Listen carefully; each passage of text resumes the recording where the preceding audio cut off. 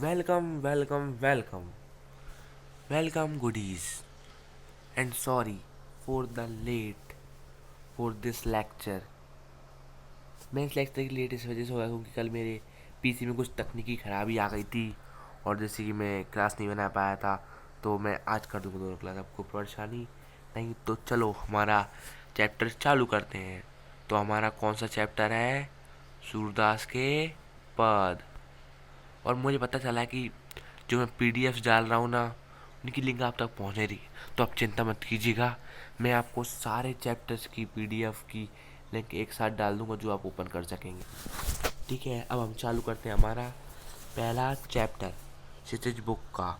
ठीक है, कुछ लोगों के पास दूसरा कोर्स होगा, लेकिन अब चालू करने वाले हम कौन सी बुक का? क्षितिज बुक का। ठीक है, स्टार्ट करें। तो इसके लेखक कौन थे? सूरदास।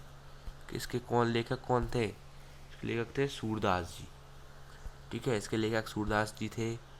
हम सूरदास जी के पद पढ़ने वाले हैं आज। सूरदास के पद पढ़ने वाले हैं हम आज, आप देख सकते हैं। तो स्टार्ट करते हैं हम सूरदास के पद। जीवन पर सूरदास जी के जीवन पर ये थे सूरदास जी, आपको दिख रहा है ना, ये थे सूरदास जी। उनका जीवन परिचय पढ़ लेते हैं। ठीक है, उनका जन्म उनका जन्म चौदह उनका जन्म 1470 और 8 के आसपास हुआ था। अब आप बोलोगे आप 70 और 8 क्यों पढ़ रहे हो? मेरी मर्जी। और आप पढ़ने जाओ तो पढ़ बताया तो 88 के आसपास हुआ था उनका जन्म। ठीक है, अनुमानत 1583 के आसपास उनकी मृत्यु हो गई थी। ठीक है, तो हम उनका जीवन परिचय पढ़ लिया। अब हम चालू करते हैं हमारे सूरदास के पद। ठीक है, तो चलो स्टार्ट करते हैं हमारे सूरदास के पद। तो हमारा पहला पद है, ऊधो तुम हो अति बड़भागी, अपरस रहत स्नेह तागा ते नहीन मन अनुरागी, पुरहीन पात रहत जल भीतर तारस दे न दागी, जीव जल महा तेल की गागरी बूंद न ताको लागी, प्रतिदिन में पाँव न बोए दृष्टि न रूप परागी, सूरदास अबला हम भोरी भा गूर चींटी जीव पागी। तो इस पहली लाइन का मीनिंग क्या है? सूरदास जी, ठीक है, सूरदास जी कहते हैं कि गोपियाँ उद्धव से कहती हैं कि उद्धव तुम बहुत भाग्यशाली हो, जो तुमको श्री कृष्ण का सानिध्य प्राप्त हुआ है। ठीक, उसके बाद दूसरा, उपरस रहित स्नेह तागा ते नहीं मन अनुरागी। ठीक है, जो उन ठीक है, फिर गोपियाँ उद्धव से कहती हैं कि तुम बहुत भाग्यशाली हो। ठीक है, फिर नेक्स्ट लाइन में, जो उनके पास रहकर भी उनके स्नेह से वंचित हो, कि जो उनके पास रहकर भी उनके स्नेह से वंचित हो, क्योंकि हम यहाँ रहकर भी उनके स्नेह में लीन हैं। ठीक है, फिर नेक्स्ट लाइन का मतलब, पुरहीन पात रह जल भीतर तारस दे न तागी। मतलब जैसे कमल के पत्ते पानी के भीतर रहकर भी उस पर पानी की एक बूंद, उस पर पानी का कोई असर भी नहीं पड़ता, उसी प्रकार श्री कृष्ण के पास रहकर भी श्री कृष्ण के प्रेम का असर तुम पे नहीं पड़ा है। ठीक है, नेक्स्ट, जीव जल मुँह तेल की गागरी। जैसे कि जो तेल की गागरी होती है चिपचिपी, उसमें पानी की एक बूंद नहीं टिकती, जैसे कि जो तेल की गागरी उसमें पानी की एक बूंद नहीं ठहरती, उसी प्रकार उसी प्रकार उसी प्रकार तुम श्री कृष्ण के प्रेम में लीन नहीं हो। प्रतिदिन में पाऊँ न बोझ दृष्टि न रूप परागी। प्रति नदी का मतलब क्या होता है? प्रेम रूपी नदी। इसका मतलब होता है, ये दो शब्द लिखने इनका नाम होता है प्रेम रूपी नदी। ठीक है, मैं पाऊँ न बोराओ दृष्टि न रूप परायो। मतलब इसका मतलब होता है कि तुम श्री कृष्ण के पास रहकर भी तुमने उनकी प्रेम रूपी नदी में अपना पैर नहीं रखा है। लास्ट लाइन, सूरदास अबला हम भोरी गुड़ चीटी जो पाई। इसका मतलब है कि सूरदास कहते हैं कि गोपियाँ उद्धव से कहती हैं कि हम अबला भोली भाली गोपियाँ हैं जो उनके प्रेम में डूबे रहते हैं, जैसे गुड़ जैसे गुड़ के पीछे गुड़ के प्रेम में चींटियाँ डूबी रहती हैं। ठीक है, मैं आशा करता हूँ कि आप सबको इस चैप्टर का एक्सप्लेनेशन समझ में आया होगा। ये नोट्स मैं आपको दे दूँगा, ठीक है, आप ले लीजिएगा। आप बोलते मैं टेलीग्राम पे भी डाल दूँगा, और आप में इसको चलाता है टेलीग्राम तो टेलीग्राम डाल दूँगा। मुझे ऐसा लगता है आप में इसको नहीं चलाता टेलीग्राम, इस वजह से मैं आपको एक काम कर यूट्यूब पे दे दूँगा बाद में लास्ट की वीडियो में। ठीक है, ठीक है, अब नेक्स्ट चल चालू करें।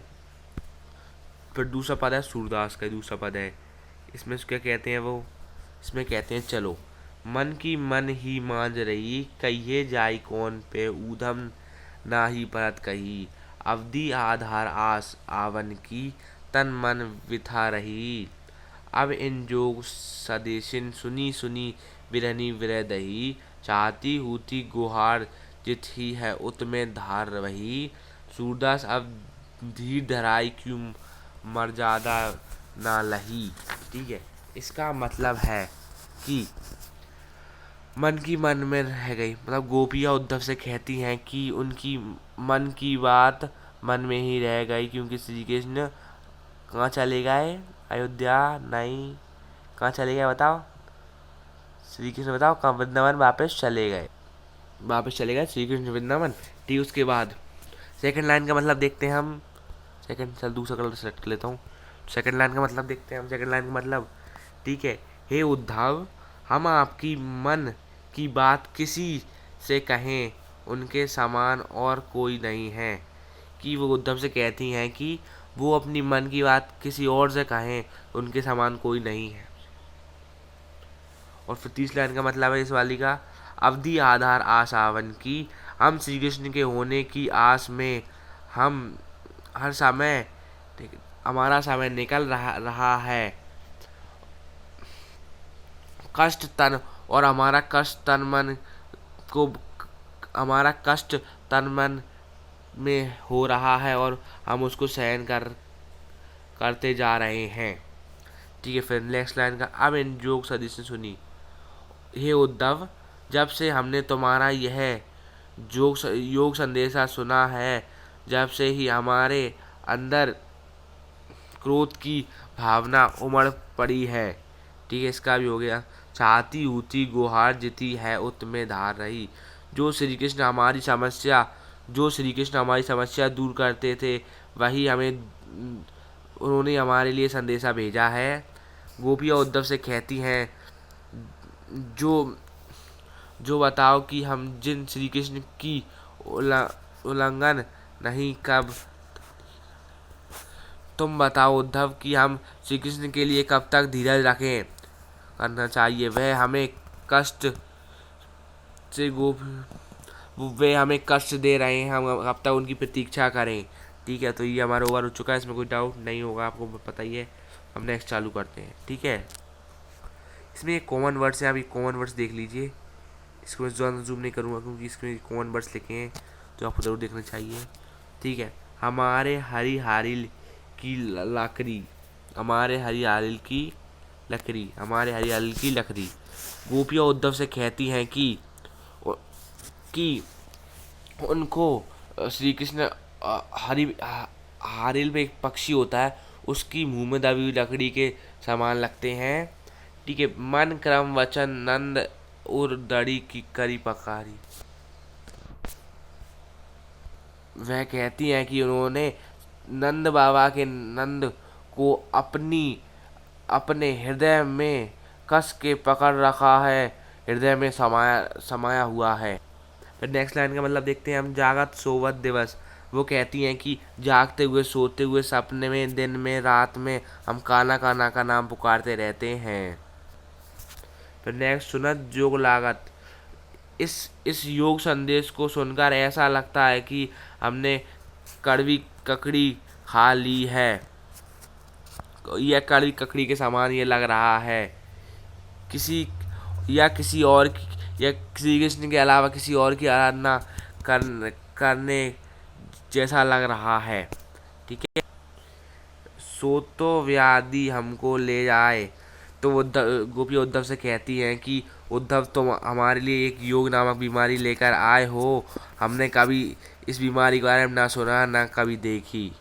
फिर लास्ट लाइन में गोपी उद्धव से कहती हैं कि ये योग संदेशा उन लोगों को दो जिनका मन चक्री के तरह किसी किसी भगवान की आराधना में जम जाते हैं। कभी वो श्री कृष्ण की, कभी और किसी का, उनका मन स्थिर नहीं होता है।